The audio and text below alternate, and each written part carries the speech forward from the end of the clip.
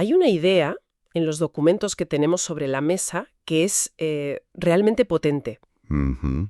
Habla de un cambio radical. Pasar de entender el cuidado de los mayores o de personas con discapacidad como una responsabilidad familiar, casi un deber privado, casi siempre de las mujeres además. Exacto. A considerarlo un derecho social. Antes, esto recaía por defecto sobre las mujeres de la familia. Se daba por hecho. Y era un modelo completamente invisible, un trabajo no reconocido, no remunerado, que sostenía una parte fundamental de la sociedad en silencio.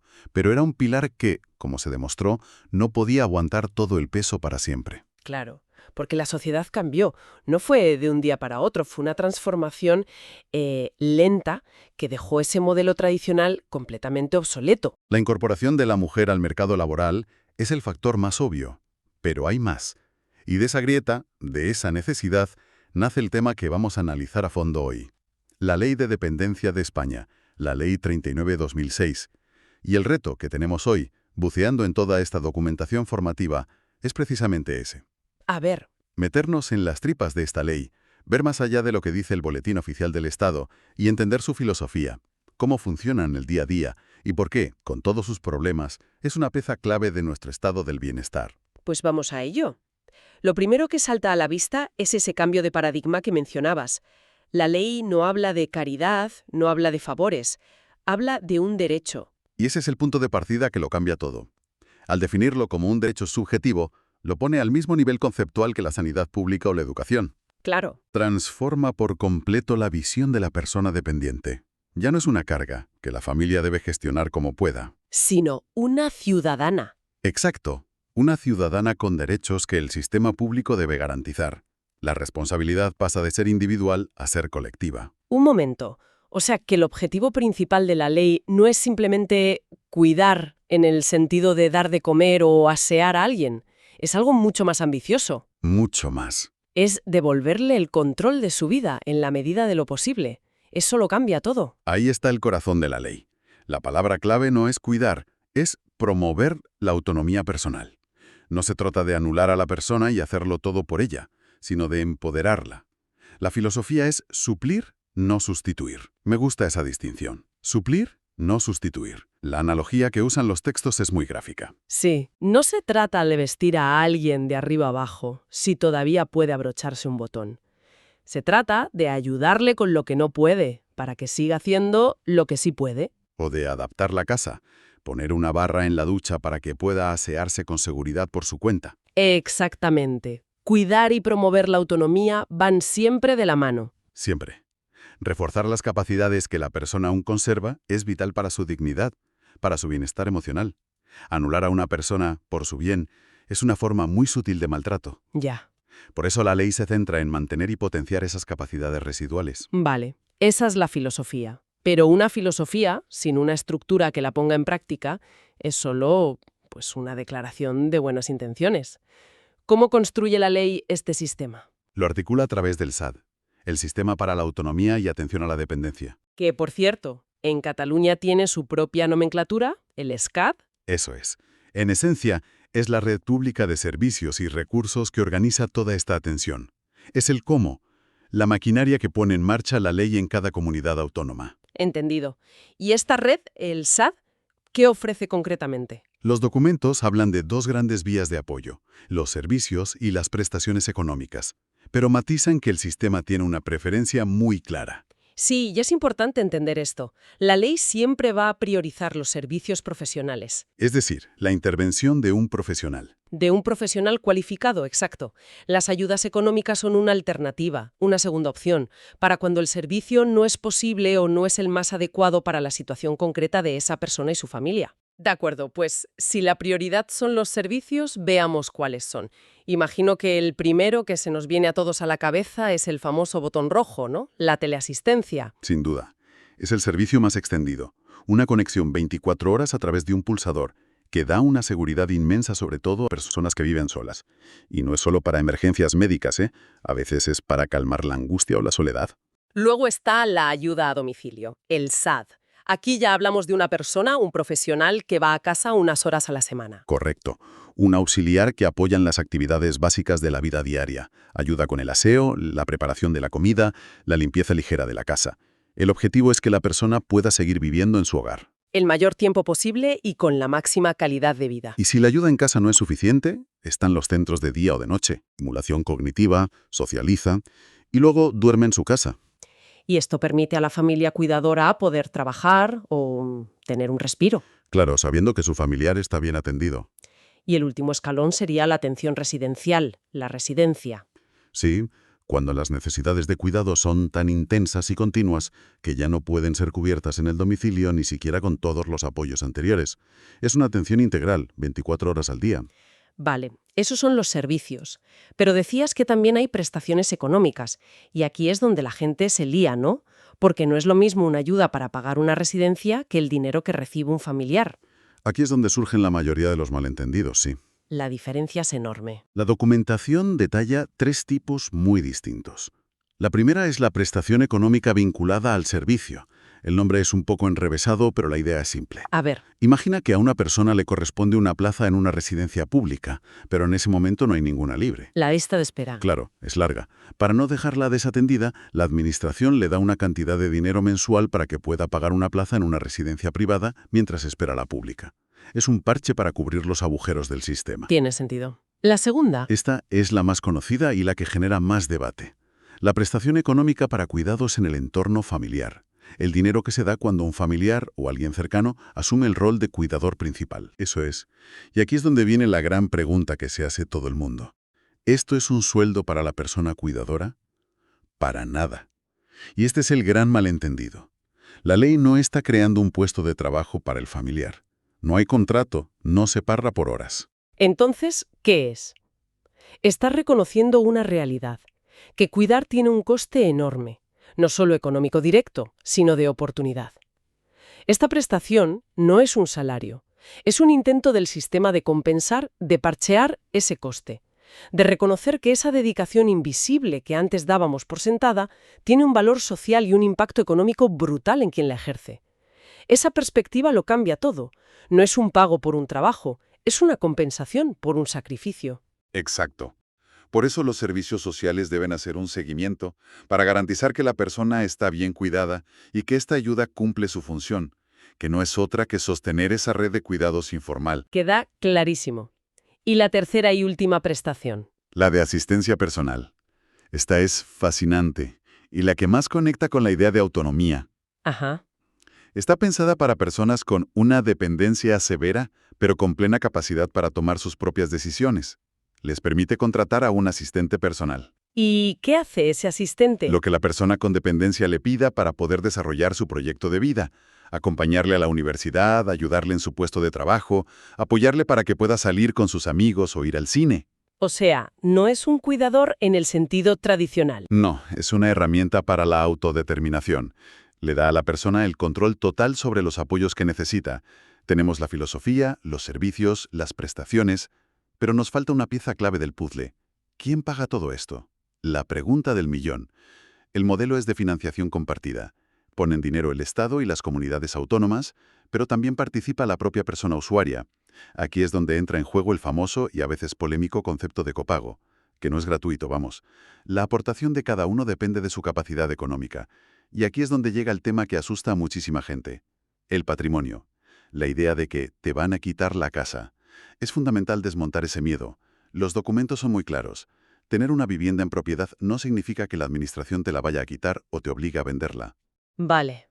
Pero... Lo que ocurre es que la ley considera que ese patrimonio forma parte de tu capacidad económica total, igual que tu pensión. Pero si mi pensión es baja y mi único patrimonio es la casa donde vivo, ¿cómo contribuye esa casa al pago? No puedo pagar la residencia con ladrillos. Claro, esa es la cuestión. Y hay varias fórmulas. La más habitual es el copago mensual. Se calcula una cuota en función de tus ingresos. Si son muy bajos, el copago puede ser cero, aunque tengas una casa. Entiendo. Otra opción es el aplazamiento del pago. ¿Qué significa eso? Significa que tú recibes el servicio, por ejemplo, en una residencia, y la parte que no puedes cubrir con tu pensión se va acumulando como una deuda con la administración. ¿Una deuda? Una deuda que se liquidará en el futuro, normalmente, cuando se ejecute la herencia. A veces se le llama afectación del patrimonio hereditario. No te quitan la casa en vida, pero se aseguran de cobrar esa deuda de los bienes que dejes al fallecer. O sea que el coste del servicio se recupera a través de la herencia. En parte sí. Y por supuesto siempre existe la opción de que la familia, de forma voluntaria, decida vender o alquilar esa propiedad para poder hacer frente a los gastos. ¿Pero es una decisión familiar? Eso es, no una imposición de la administración. Vale, el modelo de financiación es complejo, pero queda más claro.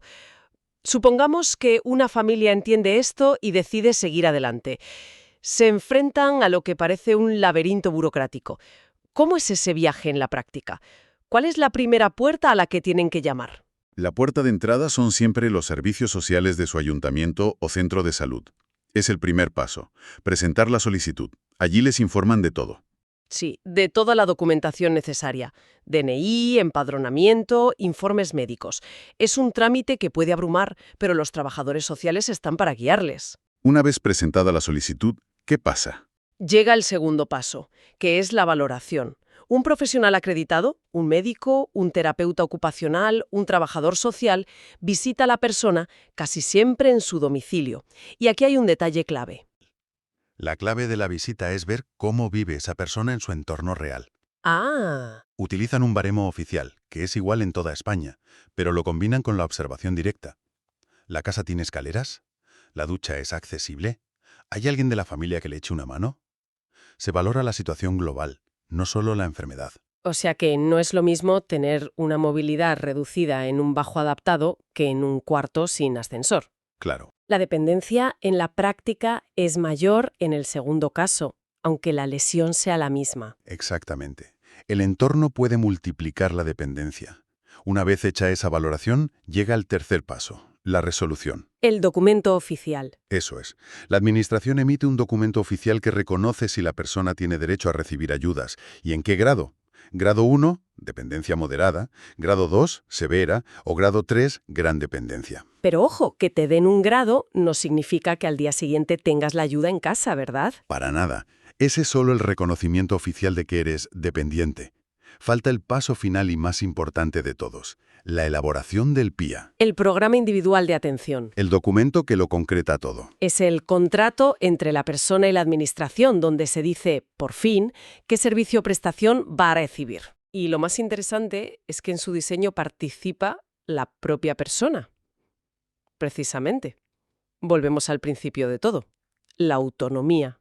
Claro. Se le pregunta a la persona y a su familia cuáles son sus preferencias. Prefiere quedarse en casa con ayuda a domicilio y teleasistencia. Le vendría mejor ir a un centro de día para socializar.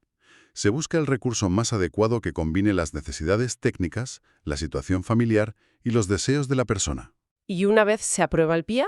Ya existe el derecho efectivo al recurso, aunque luego las listas de espera puedan demorar el acceso. Todo este proceso nos lleva a dos conceptos que los documentos repiten una y otra vez y que a menudo se confunden: entorno y comunidad. Confieso que yo misma los he usado como sinónimos. Vamos a desgranarlos. Es una distinción clave para entender cómo se trabaja en el ámbito sociosanitario. No son lo mismo, en absoluto. Empecemos por entorno. ¿Qué es exactamente? El entorno es todo lo que rodea a la persona en su vida más inmediata, más cercana. Los textos lo dividen en tres partes. Primero, el entorno físico. La casa, el edificio. Claro, las barreras arquitectónicas del barrio. El ejemplo que ponías antes del cuarto piso sin ascensores, perfecto. El entorno físico está generando dependencia. Vale. El espacio físico. ¿Qué más? El entorno familiar y social cercano. La pareja, los hijos, los vecinos que te suben la compra, la persona cuidadora. No es lo mismo afrontar la dependencia en soledad que teniendo una red de apoyo informal sólida. Y hay un tercer componente, más sutil. El entorno relacional, es decir, cómo te tratan las personas que te rodean. ¿Te escuchan? ¿Respetan tus decisiones? ¿O te infantilizan y deciden todo por ti, por tu bien? Un entorno que respeta fomenta la autonomía. Uno que sobreprotege la anula. Exacto. He entendido. Entonces, el entorno es mi micromundo. Mi casa, mi familia, mis vecinos, lo más cercano y cotidiano. Y la comunidad. Si el entorno es lo privado y cercano, la comunidad es lo público y social. Son todos los recursos, servicios y apoyos que la sociedad pone a disposición de la persona fuera de su hogar. Por ejemplo, Pues a ver, los textos lo enumeran muy bien. Primero, los recursos sanitarios, el centro de salud, el hospital. Segundo, los recursos sociales, los propios servicios sociales, los centros de día, el SAD. Todo el catálogo que hemos visto. Pero no se queda ahí. no. ¿Qué más forma parte de la comunidad? Los recursos comunitarios generales. El transporte público adaptado, los comercios accesibles, una acera sin barreras. Todo eso es la comunidad. Y por último, la comunidad también son las normas y derechos que nos hemos dado como sociedad, con la ley de dependencia a la cabeza, que protege y da soporte. O sea que, si lo he entendido bien, la gran diferencia es que el entorno es donde vive la persona, su realidad inmediata. Y la comunidad es lo que la sociedad ofrece para apoyarla. Es la distinción perfecta. El entorno es la casa y la familia. La comunidad son los servicios sociales, el sistema sanitario, las leyes. Justo. Apliquémoslo al caso práctico que proponen los textos. Una persona mayor con movilidad reducida. Su entorno vive sola en un piso sin ascensor y una hija la visita una vez a la semana. Claramente, es un entorno que dificulta su autonomía. Y es ahí donde la comunidad debe intervenir para compensar las carencias del entorno. Su comunidad es el centro de salud, los servicios sociales que le pueden tramitar una ayuda a domicilio, el autobús adaptado. La comunidad debe ofrecer soluciones para derribar las barreras que impone el entorno. Entender esta diferencia es fundamental. La intervención no se centra solo en la persona y su enfermedad, sino en la persona dentro de su entorno. Y en cómo los recursos de la comunidad pueden mejorar esa ecuación. Es un enfoque integral. Por eso la valoración se hace en el domicilio, para ver el entorno real, y el PIA se diseñe pensando en qué recursos de la comunidad son los más adecuados para esa persona en ese entorno concreto. Vale, creo que hemos tocado muchos palos. Si tuviéramos que quedarnos con las 4 ideas gordas de todo este análisis, ¿cuáles serían? A ver, si tuviera que resumir. La primera, que la ley de dependencia supuso un cambio de mentalidad brutal, de un problema privado a un derecho público. La segunda, que su objetivo no es solo asistir, sino, y esto es clave, fomentar la autonomía personal, suplir, no sustituir. Tercero, que el sistema siempre va a priorizar los servicios profesionales sobre las ayudas económicas, que son una herramienta complementaria. Y cuarto, que el acceso sigue un proceso muy definido: solicitud, valoración, resolución y el PIA, que es el plan a medida. Ha sido un análisis muy completo. Hemos pasado de la gran filosofía a los detalles más prácticos.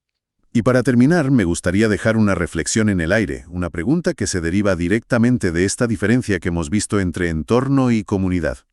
Adelante. Hemos dejado claro que un entorno inadecuado, como una casa llena de barreras, puede generar o agravar una situación de dependencia. Que la dependencia no solo depende de la persona, sino de dónde vive. Sí, es una de las conclusiones más potentes. Pues la pregunta que lanzo es esta. Si aceptamos que el entorno tiene ese poder, ¿hasta qué punto la responsabilidad de una sociedad es solo crear servicios de atención? Es decir, la comunidad, para cuando la dependencia ya ha aparecido. Claro.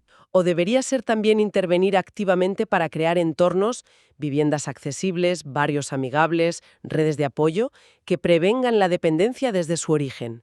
Dicho de otro modo, ¿no deberíamos poner tanto esfuerzo en construir rampas como en construir residencias?